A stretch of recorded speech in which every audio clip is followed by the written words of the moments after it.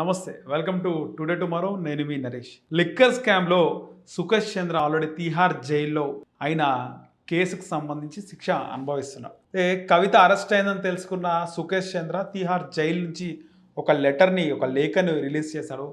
Welcome to Tihar jail అక్క అని కవితను సంబోధిస్తూ మాట్లాడారు. ఈ కేసు ఒక బూటకపు కేసు, ఇది రాజకీయ ప్రత్యర్థులు పెట్టిన కేసు అని కవిత చెప్పింది. కానీ ఈ కేసు నిజమైన ప్రూవ్ అయిందని చెప్పడం జరిగింది.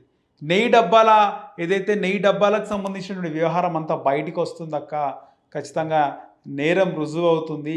నువ్వు దాచినటువంటి డబ్బు సింగపూర్లో, జర్మనీలో, హాంకాంగ్లో ఉంది, అవన్నీ కూడా బయటికి వస్తాయని సుకేష్ చంద్ర తన లేఖలో పేర్కొన్నారు. దీనికి సంబంధించి సుకేష్ చంద్ర ఆల్రెడీ చాలామంది సెలబ్రిటీస్తో, హీరోయిన్స్తో ఉండడం, వాళ్ళకి డబ్బులు ఖర్చు పెట్టడం, వాళ్ళకు ఖరీదైన గిఫ్టులు ఇవ్వడం గతంలో మనం చూసాం. కేలకు సుకేష్ చంద్ర అరెస్ట్ అయ్యారు.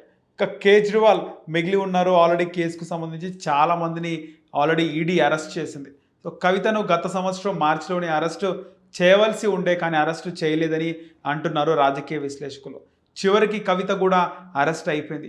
ఇక సుకేష్ చంద్ర లేఖ విడుదల చేయడం సంచలనంగా మారింది. కవితక్కని సంబోధిస్తూ, అంటే ఆమె కోసం ఇన్ని రోజులు ఎదురు చూస్తున్నాడు, ఇక్కడ కవితను ఎట్టి పరిస్థితుల్లో అరెస్ట్ చేసే అవకాశం లేదు, కానీ ఈ విధంగా అరెస్ట్ చేస్తానని కూడా అనుకోలేదు అనే విధంగా ఆయన లేఖ రాయడం జరిగింది. ఇన్ని రోజులు గత సంవత్సరం ఇదే నెల కవిత అరెస్ట్ అయ్యేది ఉండే. అప్పుడు కవిత తండ్రి తెలంగాణ రాష్ట్ర ముఖ్యమంత్రి కేసీఆర్ గారు.